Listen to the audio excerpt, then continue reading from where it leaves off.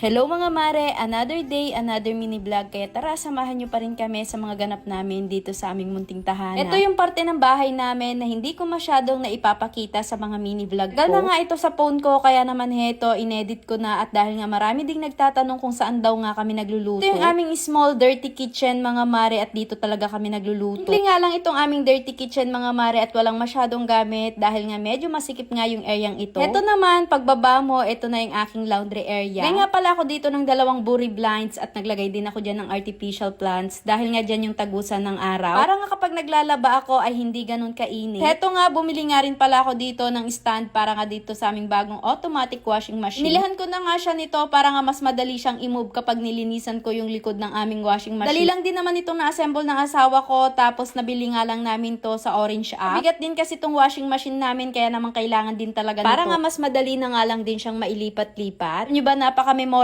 nitong washing machine na to sa amin. Ito nga na nasira yung washing machine namin, tapos sakto nga din na wala pa tayong budget na pambili nun. Buti na lang talaga pumasok na yung unang-unang sahod ko kay Lolo Meta. Tuwang-tuwa talaga ako noon nung pumasok na, tapos nag-decide talaga ako agad na bumili ng bagong washing machine. Para nga maging memorable talaga yung unang sahod ko. Nga bago ito at gusto ko nga rin pangalagaan, syempre bumili na nga rin ako dito ng cover nitong aming washing machine. Una nga akala ko hindi kasya dito sa washing machine namin kasi medyo maluwag. At buti na lang sabi ng asawa ko, adjustable nga ito, kaya naman kahit anong fit ng washing machine ay kasyang-kasya dito. May nga print or design ng washing machine cover, pero ito yung nagustuhan ko. Maganda yung design niya kasi walang masyadong kung ano-anong kulay o kaya naman print. Parang kasi yung gusto ko yung simple lang at malinis tignan. Dahil nga laundry area to, nagpalagay na nga rin ako ng signboard na ganito sa asawa ko. Syempre, binili ko nga ulit to sa Orange app. Buhan ko talaga to, lalo na kapag mga ganitong anik-anik sa bahay. Dami kasing mga gamit na aesthetic at mga unique, kaya naman nakaka-enjoy talagang mag-shopping doon. Na talaga kapag mga gamit sa bahay. Alam nyo ba, sa dami ko talagang gusto ay naka-add to cart pa rin sila hanggang ngayon. Pa kasi akong sapat na budget mga mare, dahil naghihintay pa nga ako ng bigay ni Mr. Char. Sinisipagan ko talagang maglinis para mapansin tayo. Charis.